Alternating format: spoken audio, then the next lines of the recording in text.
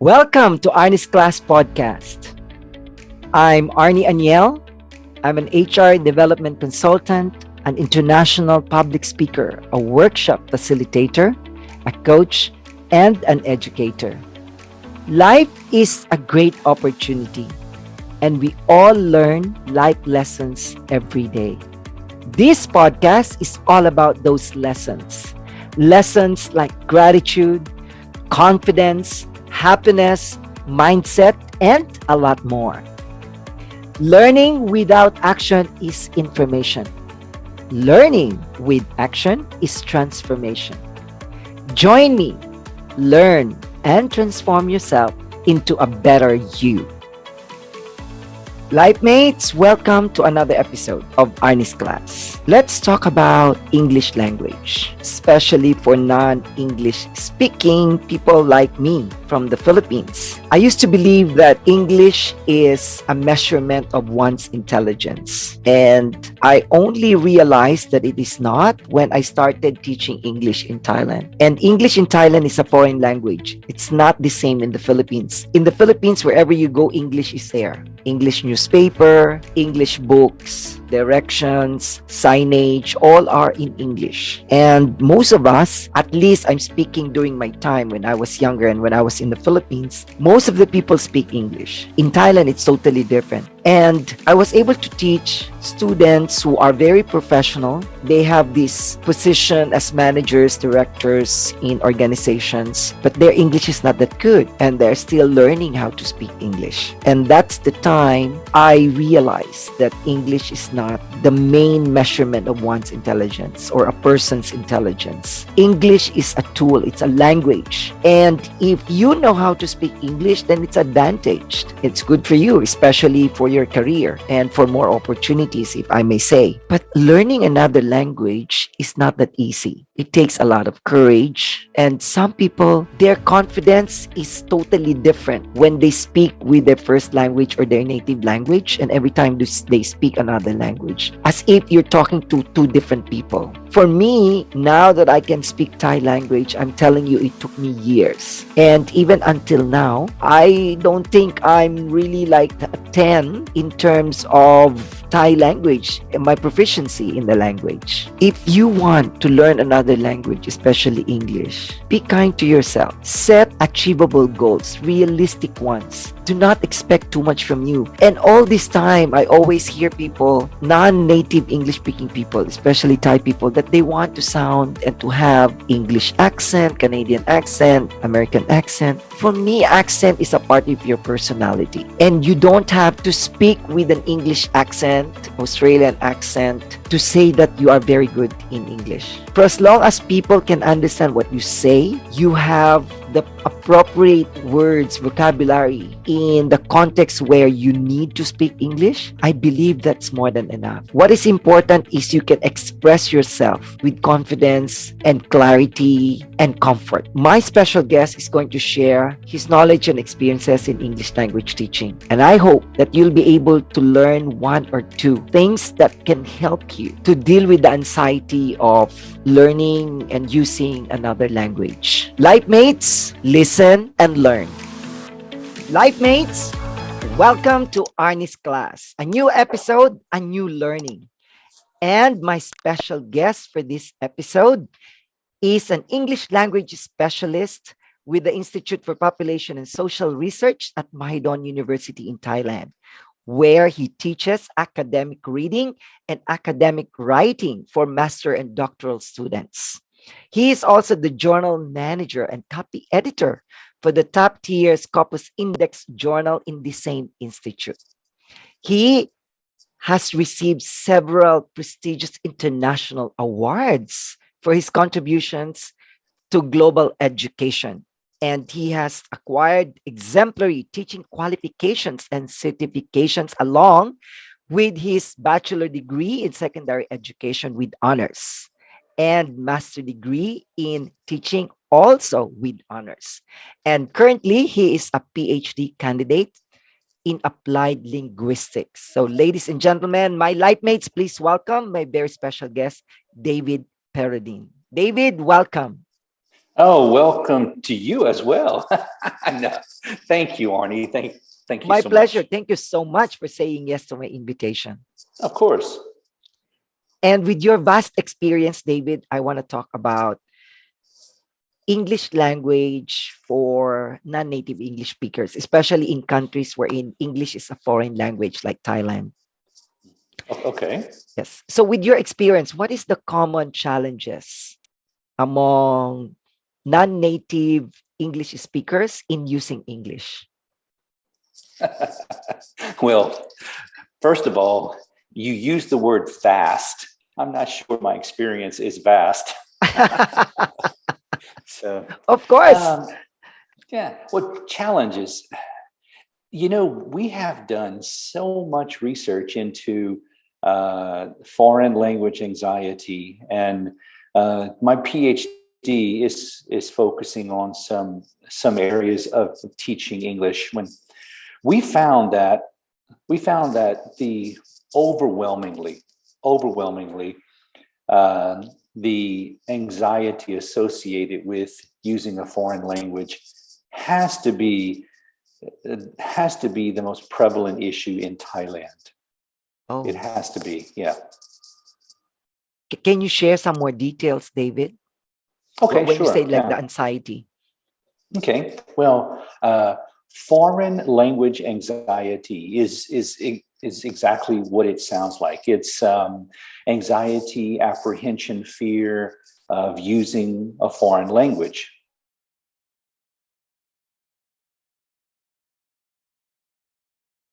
And the results of the use or the consequences of the use. Let me just briefly explain. In Thailand, we conducted a fairly large study here a few months ago, and we found that adult Thais, the average age 40 years old, okay, adult Thais working in professional industries that require some use of English. We found that they have, even now at their age, they have some apprehension of speaking English. That's normal. But we also interviewed them, and we found some reasons, like afraid to make mistakes, afraid to mispronounce, afraid to use the wrong vocabulary words. And these things are associated with they're worried about being embarrassed, worrying about losing face, things like that. So you ask, what is probably the greatest issue in learning English in Thailand? I would really say anxiety, and anxiety about making mistakes, looking foolish, feeling embarrassed. So there you go. Yes. And as a teacher, now that you Mhm. know and you are now aware of this, how do you think you can help the learners or this Thai who are like aged and working in companies wherein there is a requirement for some English usage? How can you help or how can we help them? Okay. Wow. Great question. I can tell you have done this once or twice before. Well, Arnie, if we look at the reasons, for this foreign language anxiety, we find that some of the root causes stem back even to secondary school.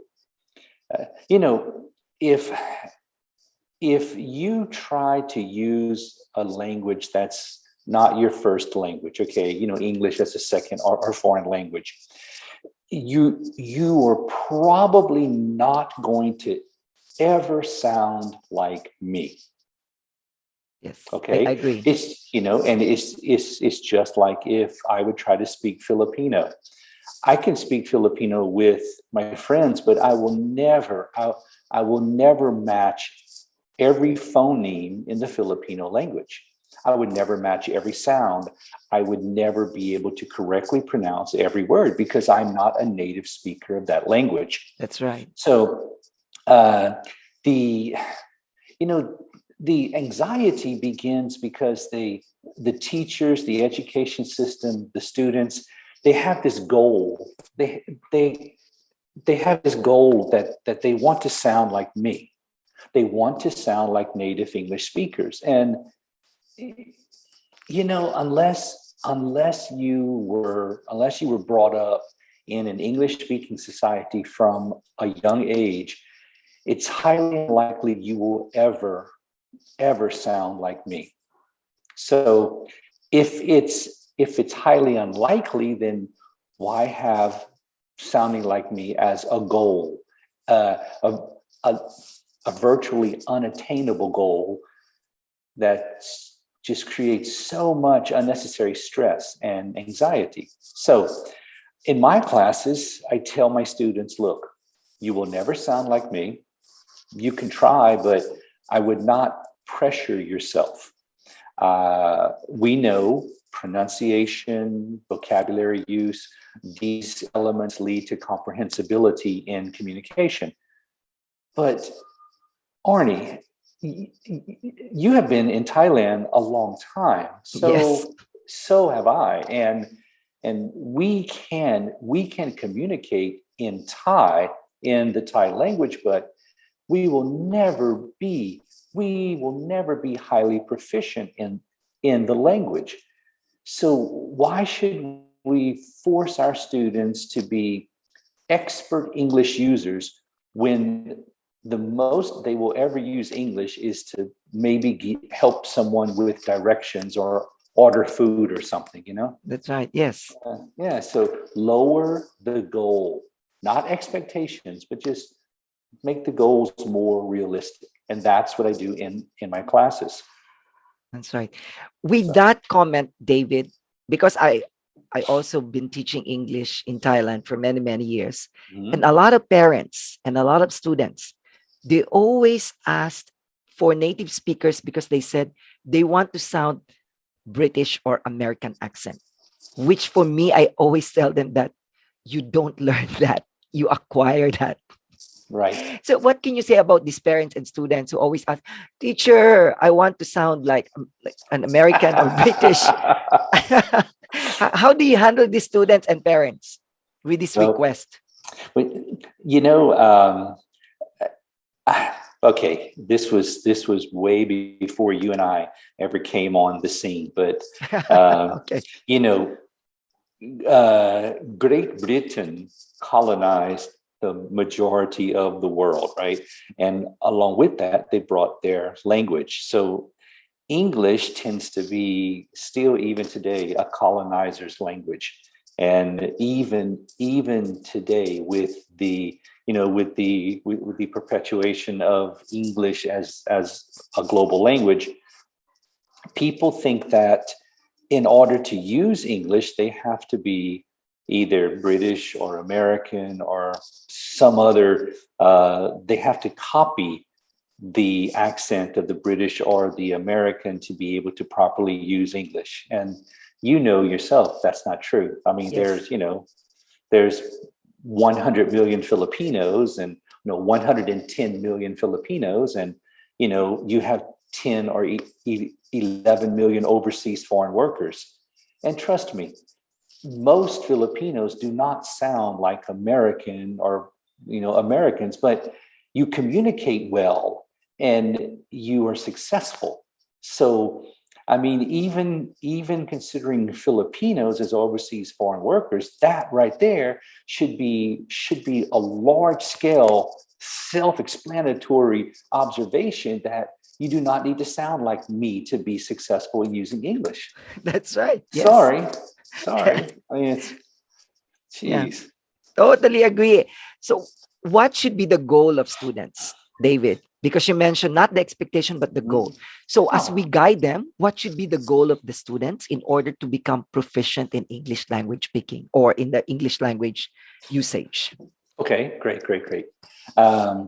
Well, students have different goals. You will have some students, they want to they want to gain reading and writing proficiency because they have to, they have to pass some sort of TOEIC exam, or they want to be a little more proficient in speaking and listening because they have to, they need a band 7 in IELTS. Okay.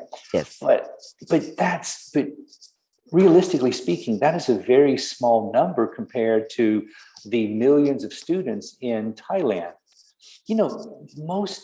Most students in Thailand, they do not see a need for English. So the goal in that case is to make them feel comfortable with using a language without any extreme expectations.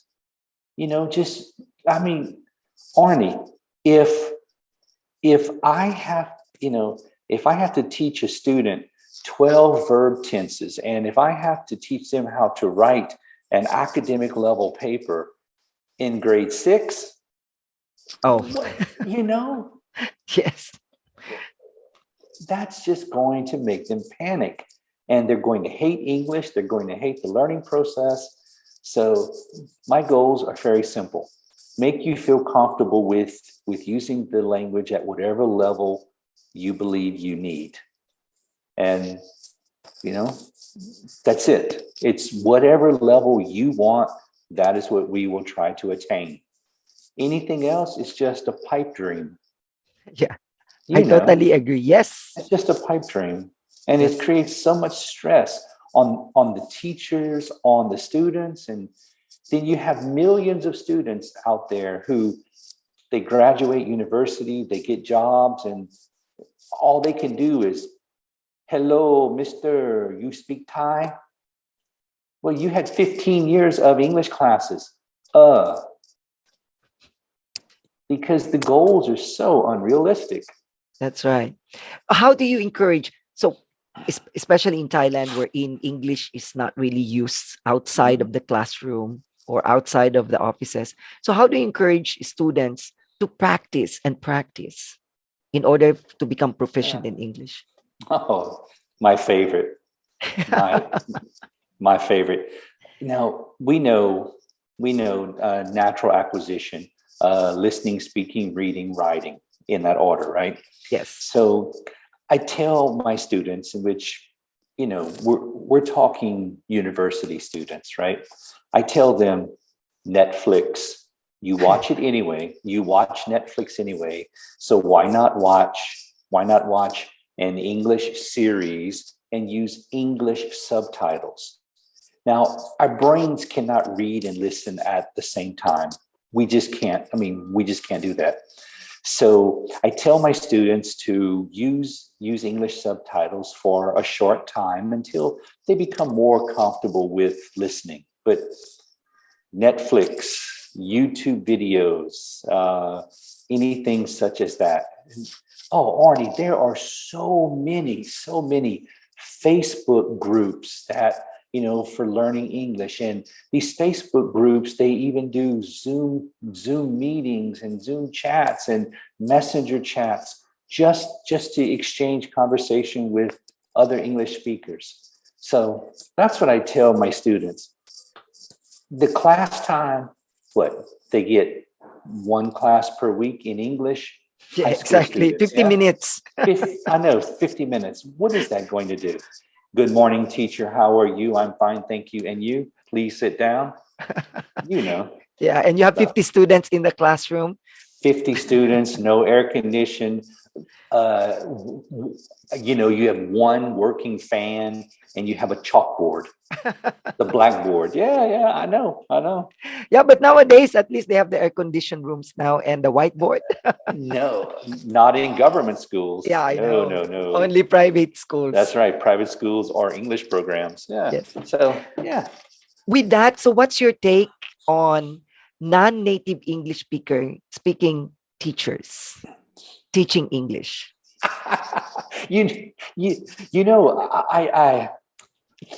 I don't think you and I have ever spoken about my PhD research. No. Okay. Is this the topic of your research? Yes. Okay, I have gathered several different data sets, and I am looking across, I am looking at privilege and marginalization across working context, social perceptions, and self-image of all non-local, right? Non-native and native speakers. I am looking at all non-local, right? So that means non-Thai. Yes. It's you, Yes. and you and I included. I'm looking at all teachers in sort of like a homogeneous type, or no, I would say I'm looking at all teachers in a grouping all teachers together in one large group, but taking into account the individual differences within that group. So I'm looking at teachers, and I'm looking at the social capital of these teachers, how much value these teachers have in the Thai society. And I found that the perception of most Southeast Asian nations is, if you are white, if you are male, if you're 35 years old, that's it. White male, 35, and from the US, UK, Australia. So white male, 35 years old, and from one of these native English speaking countries, then you are the archetype native English speaker. You are the god of English. Oh, wow. So anything else, if you are Asian, Filipino, Indonesian, Malaysian, if you are Filipino or Malaysian, your English language proficiency will be equal to mine. But because you are not white, you are not this, you're not that, you're not this, your social capital is less. Just because of nationality, ethnicity. So people across the board in most settings in Thailand and in outside of Thailand are not judged on their proficiency, qualifications, experience. They're just judged on the color of their skin or their nationality. Totally agree. Okay, Yes. sorry. I mean, and you know, Yes. look, I'm not criticizing you. I'm just telling you some of the findings in my research, okay? Yes. And I'm simplifying because I know this is going out to a general audience. But the fact is, it doesn't matter if you are a native or a non-native. It doesn't matter if you're male, female. None of these things matter. If your language is comprehensible, if you have clear pronunciation, if you use vocabulary that is, if you use vocabulary in context to the conversation, if you can help your students become comfortable with using a language, and if you can help them become comprehensible users of the language, then that's it. I mean, that's all we need. So you ask about non-native speakers. I have introduced a term called extra local. One word, extra local. Extra local. That's right. EXTRALOCAL. Extra is a prefix, like extraordinary, extraterrestrial. It just means from outside. Okay, so the prefix from outside. So yes. Extra local means from outside of local. That's all it means. So in my research, in which I have published magazine articles, newspaper articles, newsletters, and academic articles about the term extra local. I really think we should stop using native and non-native, because they're not really, they're dichotomous. Yes. Because I am the native speaker, and if you are the non-native speaker, that means you are deficient, you are less than, you are not me. Yes. So why don't we just abolish these terms and just call everyone extra local teachers? That means non-local, non-native, and native. Finish. Extra local. You and I are extra local teachers, and we are judged on our ability, qualifications, and experience. And just stop it right there. That No way need to you identify native speakers and non-native no, English speakers. because it doesn't matter. If you have a C1 CEFR level, I mean, if you are a highly proficient user of the language, you could probably teach the language if you are a qualified trained teacher. Correct. Yeah, Yes. sure. But someone, sorry, I'm going to be a little brash here, but if you have a young, attractive British person just gets off the airplane in Thailand, not no high school education, and they teach English and they make more money than you who has a PhD and Yes. highly qualified, highly talented, but they make more money than you just because they're native English speakers. Yes. My answer is yes. I mean, Arnie, what rational person would think that is okay? I know I totally agree, but I hope I mean, that jeez, what rational person would think, oh, that's a great idea? yeah.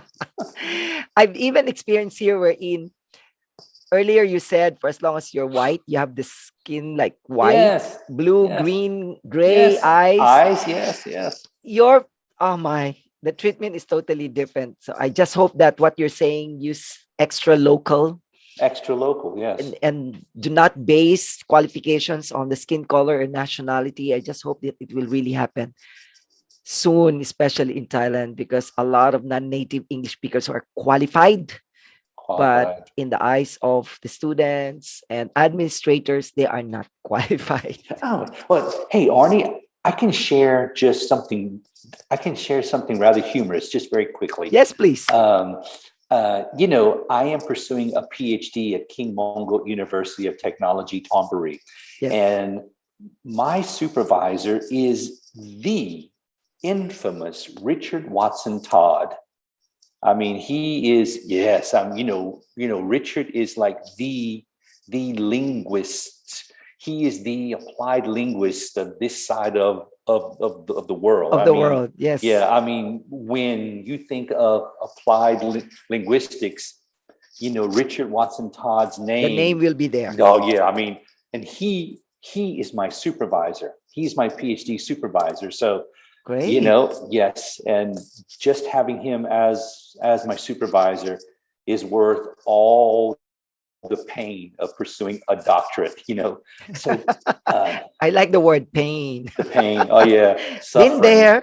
agony. Yeah. Been Well, there, done that. Richard did a study not too long ago, and he looked at Ajan.com. You know Ajan.com, Yes, I right? know that website Yeah, very well. sure. Yeah, Ajan.com is the go-to website for teaching jobs in Thailand. Yes. Well, Richard looked at posts written by native English speakers, and he just wanted to see the language ability of the native English speaker. That's all. And he found that native English speakers make more grammar errors than non-native speakers. Interesting. Well, think about it. Grammar teaching, I don't know, grammar teaching sort of phased out in the 1960s, maybe in the Yes. United States. Long time ago. Yeah, a long time ago. So, native English speakers, they have difficulty with your and your Y-O-U-R and Y-O-U Y-O- apostrophe R-E R-E. and there and I mean, just some very, very simple things that, you as a non-native English speaker, you were taught that in grade school. Yes, that's right. You were taught that in grade school. So, I mean, if we really, if we really want to be real, I, I strongly feel that if we would be judged on our ability and our qualifications, our education, and our experience, you would make far more. You would make far more money than me. I hope. Satu. Yes. Satu in Thailand. Yes. And you see, so when you invited me to speak, I did not know what you were going to ask, and you're asking about my research, and And I I'm didn't know honored. about your research. I I don't have know, any idea I about your know, research. I know. So yes, look, I am a very big supporter of equality. Glad to hear that. So, David, now Yes. with your research, with the information you've gathered, how can you help now this time on the non-English speaking teachers? Mhm. How can you help them to be more confident out there that Mhm. we are equally qualified as those Mhm. native English speaking teachers? Because Okay. somehow Yeah. I've met some of the non-English speaking teachers, but the confidence is not there. You know Mhm. what I mean? They always have that kind of comparison, but I always tell them that you actually, just to explain a little bit more, it's like actually being non-native English speaking teachers, you have actually the advantage because the way you think, Mhm. because you yourself, you have your own language and you know what the students going through in studying English. I think that's an advantage. So on your part, David, how can you help these non-native English speaking teachers? Oh, beautiful, beautiful. Well, let me see. It was probably in the late 80s, I guess. There was the late 80s, early 90s. That's where the research to answer your question began. And they found that non-native English speaking teachers have a bit of a, I guess a bit of an advantage over me because I I know one language and that's it. So I'm sort of, well, okay, we're talking about before, right? I only knew English and I was only able to presume how acquiring a language actually felt. So if a non-native English speaker is highly proficient in English, okay, highly proficient, then they actually have more value for teaching English as a second or foreign language, in my opinion. Okay. But if a native English speaking teacher learns a second language, like myself, learning Thai, learning Filipino, Yeah. learning Bahasa Indonesian, if a native English speaker learns a second language and they can acquire that language to a reasonable degree of proficiency, then they would be as equally valuable. So again, sorry, I'm just going to make it easy for our listeners. Arnie is Filipino, I am American. If Arnie, as a Filipino, if he becomes highly proficient in using English, he is very valuable because he has skill in teaching English and he has the knowledge of acquiring a second language. He would be more valuable than me if all I can use is English.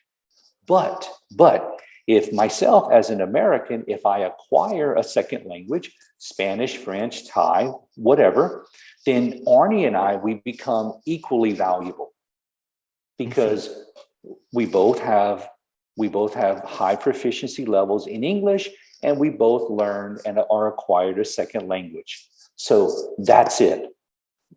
That's it. That makes a very level playing field. So I tell all the Filipino teachers, all the Indonesian teachers, all the non-native speaking teachers who I train, I tell them the truth is we are commodities. You know that. I mean, we Yes. are commodities. We do a job. And if we want to do the job the best that we can, we have to be the best at doing that job. So if you come to Thailand and if maybe your accent interferes with your comprehensibility, well, you need to do something about that.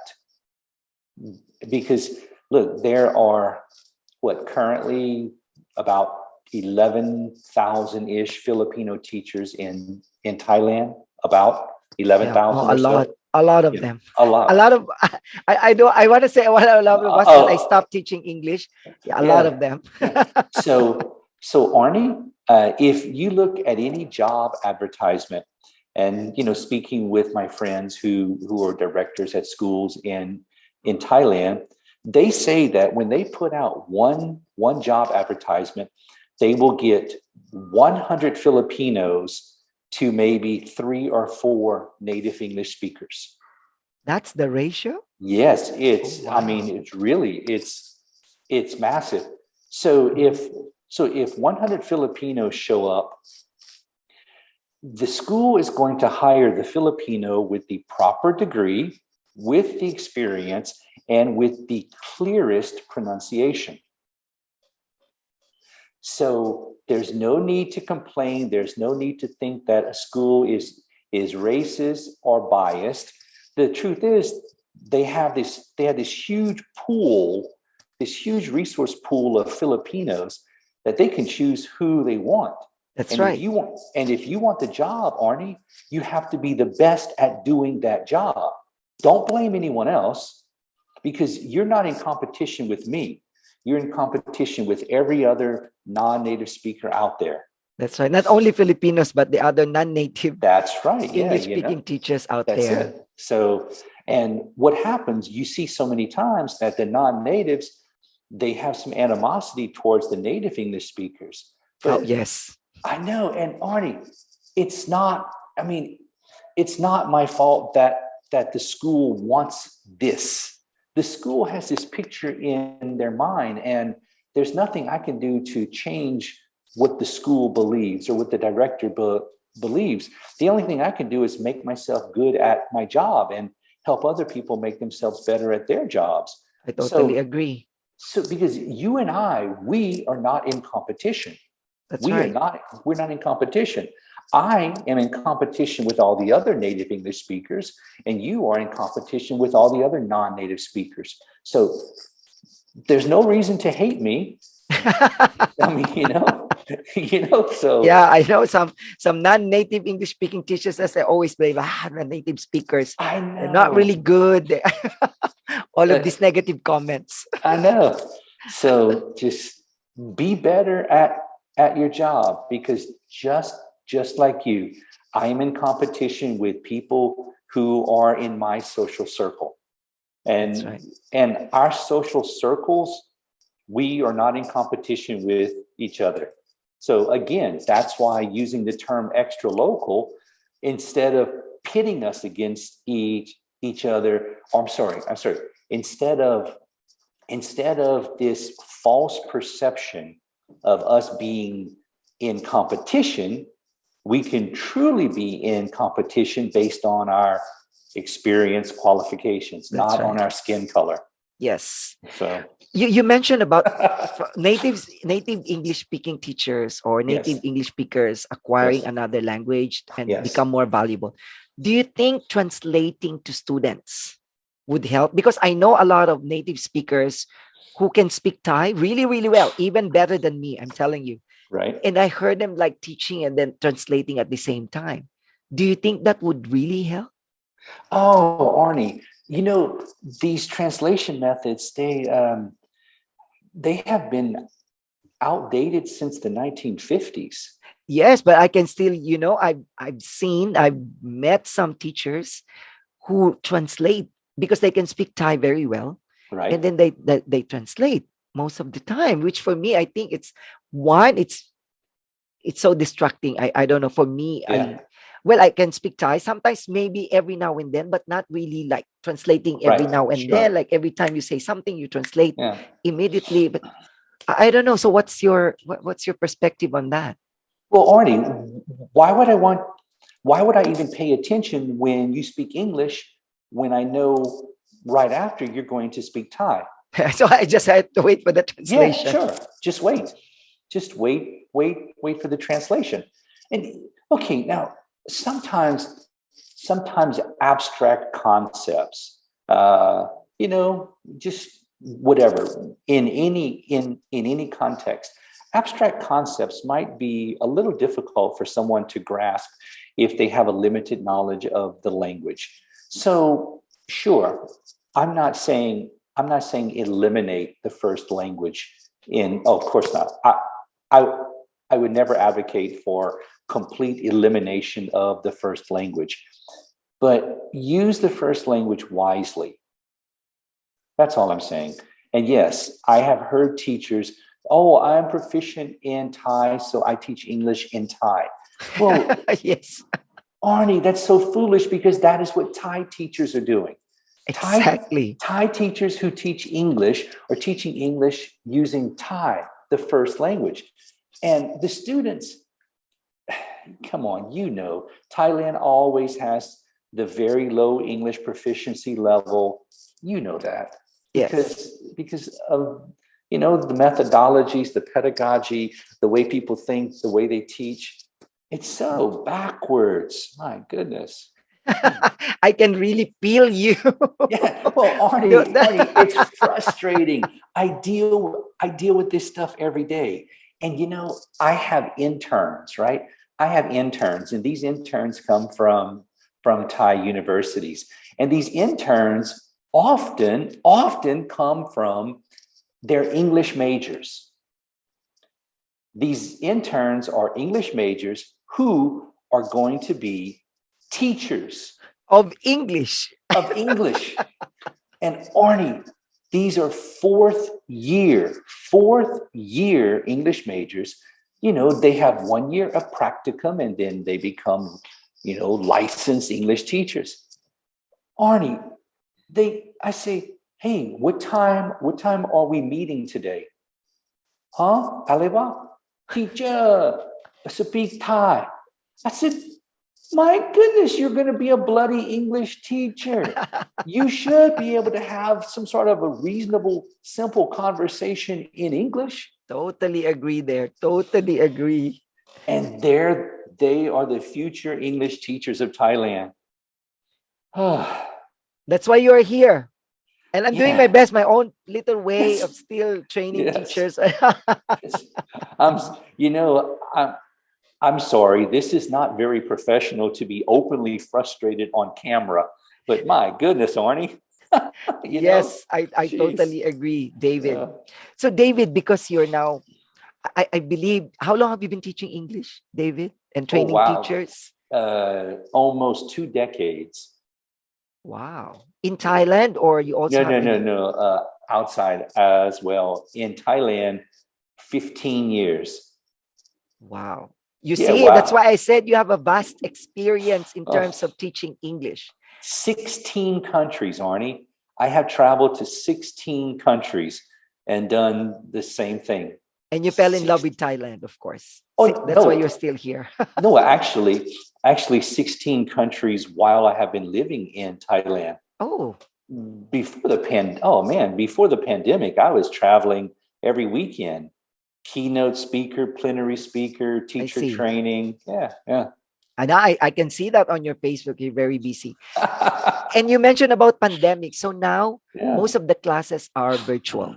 of They're course, using yeah. Zoom, they're using MS Team, all the other applications Yeah, out there. Google Meet, yeah. Yes. So why do you think, maybe not why do you think, what do you think teachers can do in order to still be more effective in teaching English, although they're doing online? You Can you know, imagine the yes, face-to-face already challenging and now they're making it online? yes. You know, okay, please, I would never make light of the pandemic. No, never, never, never.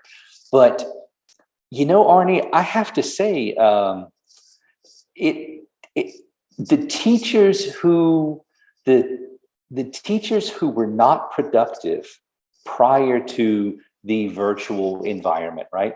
The teachers who were not productive are even less productive in the virtual environment. I can imagine. Okay, so I speak with so many teachers, and they say, my students this, my students this.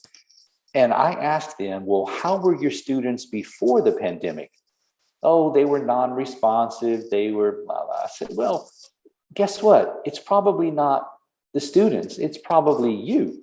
So why don't you take this time to reevaluate your teaching skill and incorporate some other skills, or advance your skills, or develop your skills now that you have this opportunity. And I but the truth is, I mean, there have been so many studies now, because the pandemic has been going on for 2 years. There's so many studies that show that students are far less productive. Some studies even showed that the students have lost even as much as 50% of their abilities due to this Pandemic. virtual environment. Yeah. Oh, Yeah. So, and okay, think about it. If Thailand has a very low English proficiency level, that because the 2021 EF results came out not too long ago. If Thailand has a very low English proficiency index, then that means if the students have lost half of their ability or most of their ability, that means that they have little or no English ability left. that's right. So teachers have to be less stoic. I mean, they have to be less solemn. They have to be more open, and they have to be more friendly.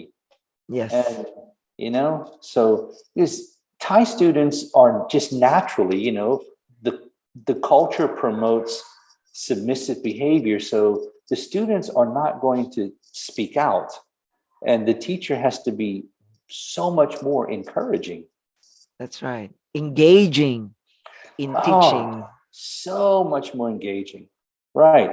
And, um, I, sorry, it is so frustrating, Arnie. It's just so frustrating that, the power dynamic in the Thai classroom retarded education or retarded Hmm. learning before. And that power dynamic continues in a virtual environment where the students, they're not controlled by the teacher as they were before. So, students are opportunistic. Someone might even say a bit lazy. So if they were looking for opportunities to not work hard before, imagine in a virtual environment, they're going to be completely disengaged. Yes, some people they even turn off their cameras. Turn off their cameras. I know. Look, if your house is dirty, turn the camera to show a wall. That's right. Come Yes. on, you can do it. You can do it. I like to see your face. I miss your face. Yeah, I always say that too. Yeah. Because I also teach at universities now, so I also Yes, of say course. that. Yeah. Yes. Yeah. So as we continue, and we all the things that we already discussed. So David, how can we help, especially because we're in Thailand? Mhm. How can we help Thai students or those who are professionals but they need to learn and use English at work in order for more opportunities? So how can we help them for the future? Or maybe Okay. like now, especially now during this very challenging time. Oh, okay. Good. Good question. Good question. Most teachers. Okay, let's say most extra local teachers who I speak with, they tell me the same thing. They tell me that first of all, they have to undo the learning styles that have been created in the minds of the students. They have to undo that, that teacher-student power chasm, right? And they have to create an extremely safe environment for the students to overcome anxiety in using English. So you want to know how can we help? Well, first of all, we have to spend a lot of time to undo the educational training, being polite. Yeah, being polite here. We have to undo some of the ways that the students learned, and we have to help them unlearn and relearn. Yeah. Yes. And because some of the ways that the students learn are just not conducive to surviving in a professional or an international professional setting. Okay, so we have to help them unlearn and relearn, and we also have to help them overcome some of the anxiety that has been developed in them about learning English, and we have to we sort of have to be a little bit aggressive in helping them understand that maybe some of the things that they learned in high school or university are just not used, like in writing or even in speaking. We use 3 or 4 verb tenses.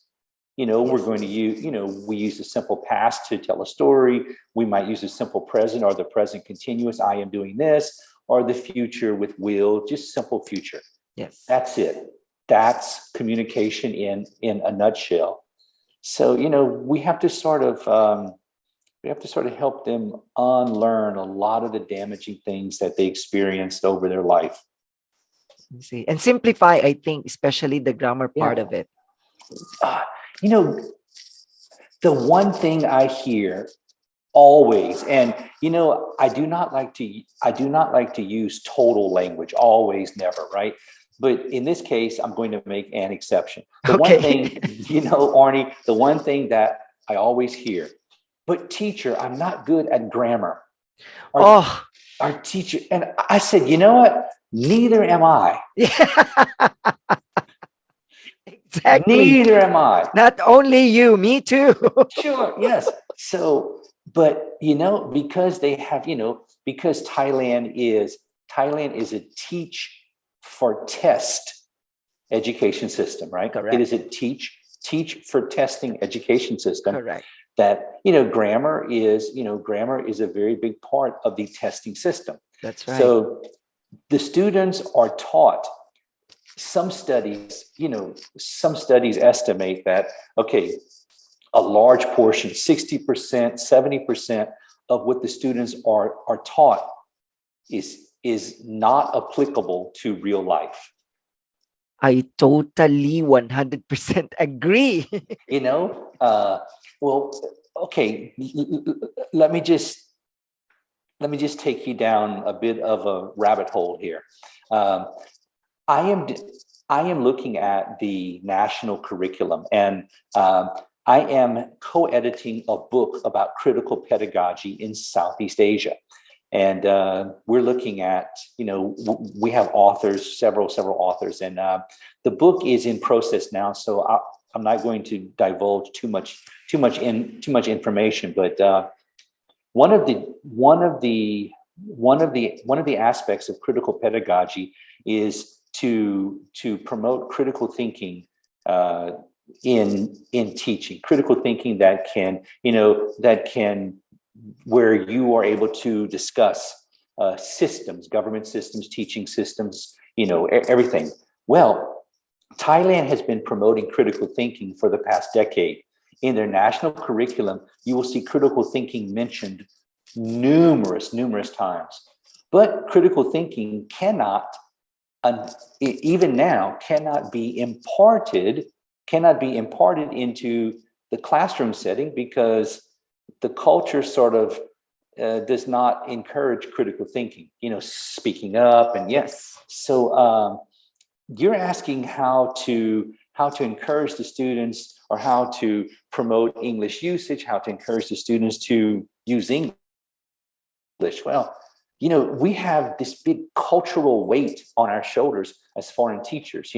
We have to help the students overcome some of the things in the Thai culture that might not be conducive to surviving in an international setting. Correct. Because we, as foreigners, we can see that, right? So, that's what I'm saying. We have to help the students unlearn more than just what they learned, more than just English education. We have to help them unlearn so many things and help them relearn how to be productive in an international society. Good. So And probably you can start also with the teachers. you know, you know, learning, learning English is it doesn't make you not Filipino. It doesn't make you not Thai. English is just a language. It is just another tool in your arsenal. It is just another tool in your toolbox. And I found that way of thinking is so difficult for so many Southeast Asian nations. It really is. It's so difficult. It's just another language. It doesn't mean it makes you less of your nationality. It's not like that. It's that, well, I think a lot of countries in Southeast Asia measure English as a part of your intelligence. It's not just a language, but I think it's a measurement of your intelligence, especially And in the Philippines, at least during my time. oh, I spend a lot of time in the Philippines. I train teachers. I work with education areas. I have, of my 5,000 friends on Facebook, 1,000 or more friends are Filipinos. Oh, wow. Yeah. And I love the Philippines. Oh, I thank you. Man, I miss leche flan and banana Q and Oh, wow. You know a lot. chicken adobo. I miss that. But yes, you are so correct. That crab in the bucket mentality in the Philippines. You speak English better than me. Let me destroy you. Yes. And you speak English better than me. That means you are more intelligent. Let me pull you back down into the bucket and let me walk over you. You're like Filipino now, David. Oh, You're not hey, American look, anymore. I guess I need to start my own 5-6 program. Yeah. You should. Yeah, should. Yes. Yes, I totally agree with you, especially in Southeast Asia. I think a lot of Yeah, countries here, that's how they do it. They sure. don't think of English as just one of your tools. Right. Thank Sure. you. And, Yes. and I see that actually just sort of touching back on the research that we did about foreign language anxiety. We found that even these Thai adults, 40 years old, 50 years old, they are still, even now, they're still traumatized by some things that happened when they were in secondary school. The bullying of the Thai teachers, the bullying of the Thai classmates. If they spoke English, if their English was clearer than their Thai teacher's English ability, the Thai teacher would bully them so to make them feel inadequate. If their English was very good, then their classmates would bully them to feel inadequate. If their English ability was less than the teacher or less than their classmates, the Then it's classmates acceptable. no, Oh, the classmates would bully them for not being good in using English. oh wow. Whether you're good or you're not Whether good, you're still bullied. that's right, that's right. And these adults, some, my goodness, in the interviews, some of them were even crying, thinking of the harshness of the teacher and their classmates, the bullying. And studies have shown in Asia, the Japan education system is the bullying system. Japan has the highest percentage of bullying in education, and Thailand follows close behind. And in English education, if my teacher is going to call me stupid, if my teacher is going to call me a buffalo or tell me I'm stupid because my parents are stupid, really, these are some things that our participants share with us.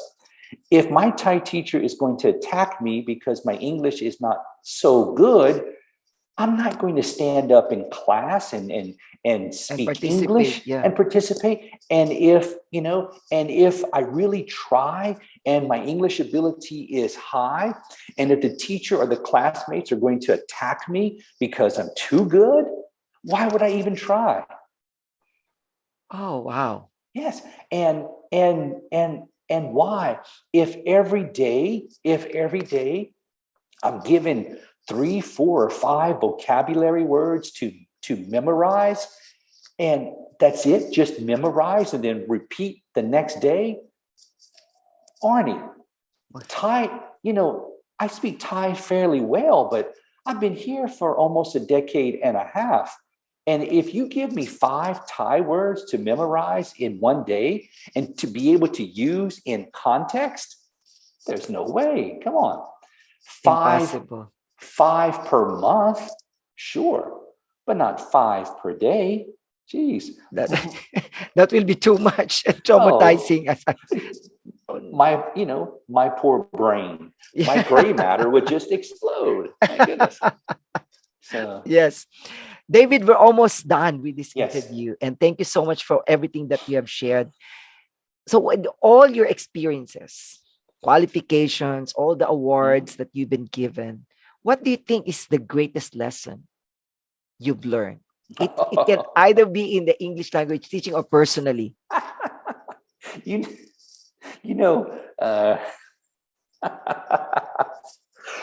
I thought about this. Now, okay, if everyone, to be completely forthright, Arnie sent 3 questions to me beforehand. Before this moment, it was Arnie and I, we did not prepare, okay? But Arnie did send to me this question. And he sent this to me a few days ago. And, Arnie, this question was challenging for me because my answer is probably not what most people will like to hear. Okay. Anyway, I don't want your answer, David. Okay. Well, what is the greatest lesson I've learned in my life? I've learned, and this took me a long time, I have learned that my opinion, my belief, or my faith is irrelevant. What I think, what I believe, or my faith should never come into play in my life.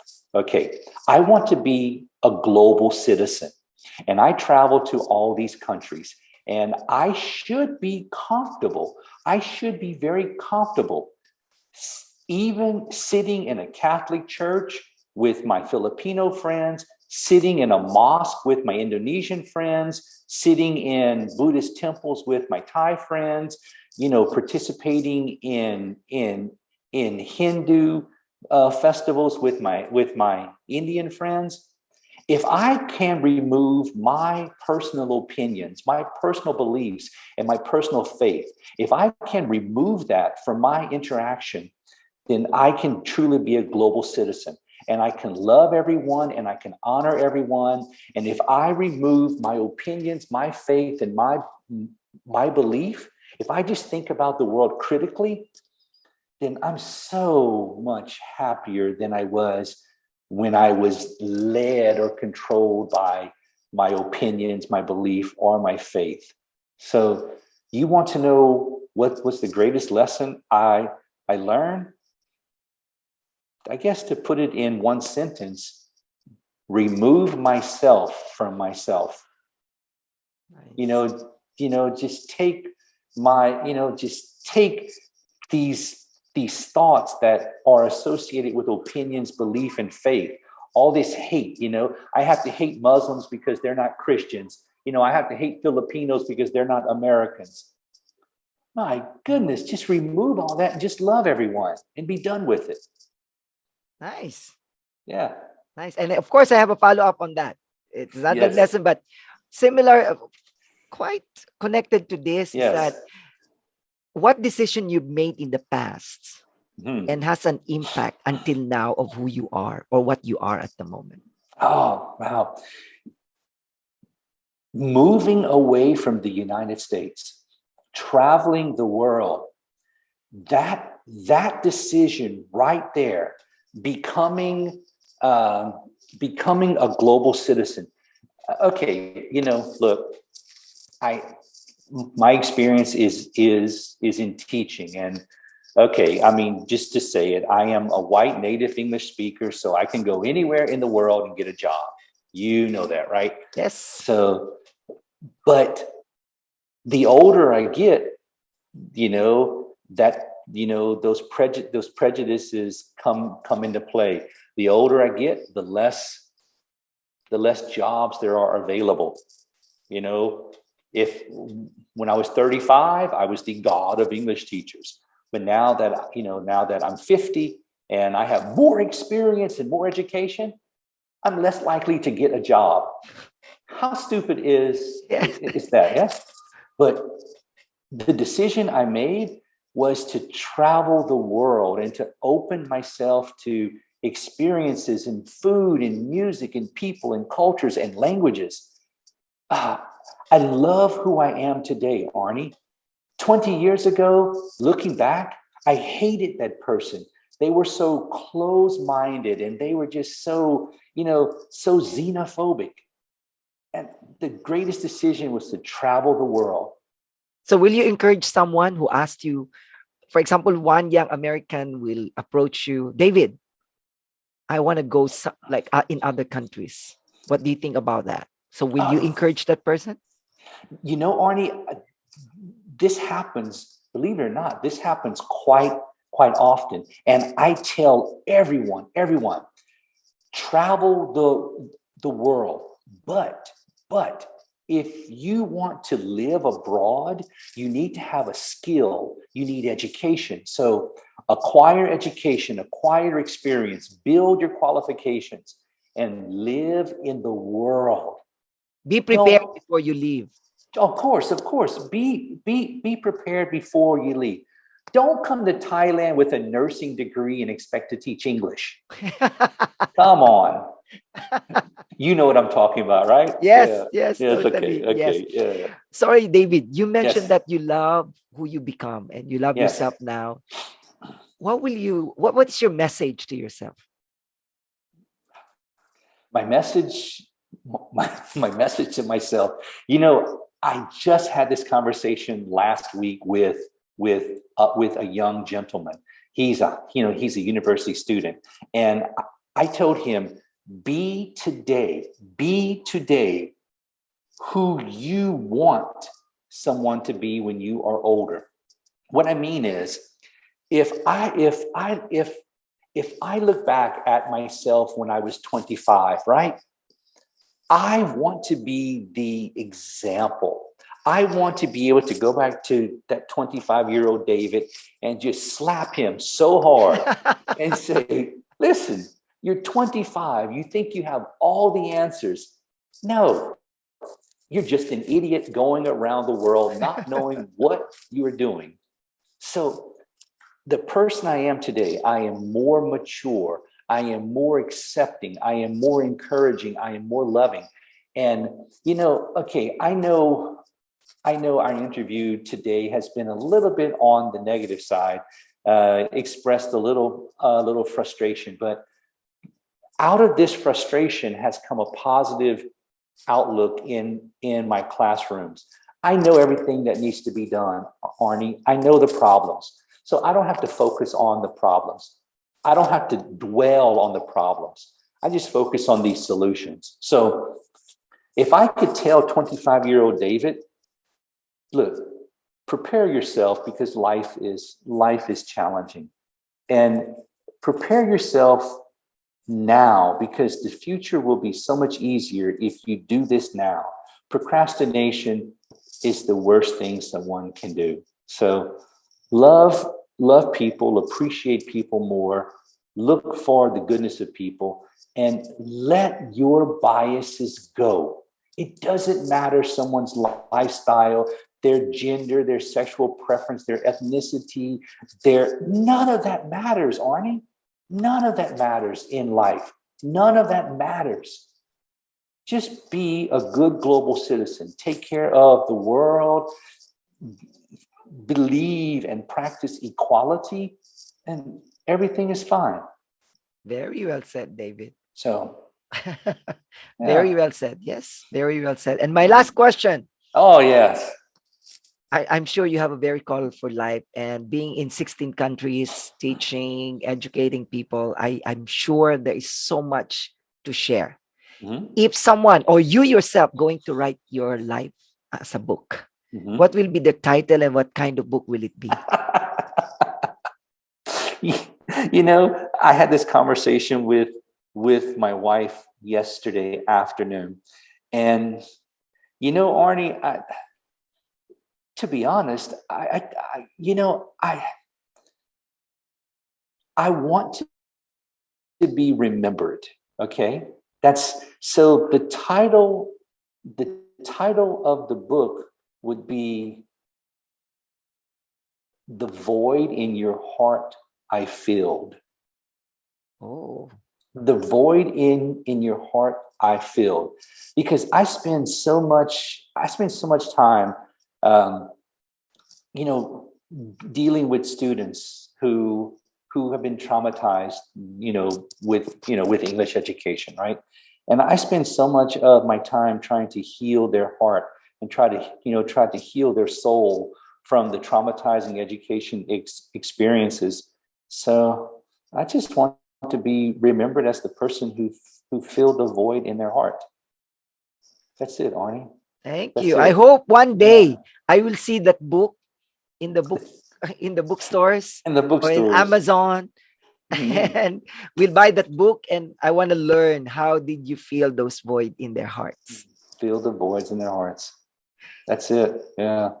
Thank you so much, David, for everything you shared. Thank you so much. And I'm sure my life mates learn a lot from this episode. And to my listeners, if you learn and you like this episode, please share with your families and friends, because learning is important, because that's how we grow, how we change, and how we evolve as a person. And thank you so much again, David, and Happy New Year. You too, my friend. Thank you. Yes, thank you so much, and take care, David. Okay. Bye-bye. Bye.